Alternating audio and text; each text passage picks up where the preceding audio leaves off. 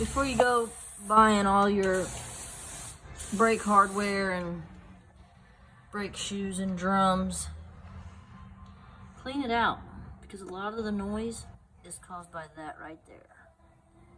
Brake dust.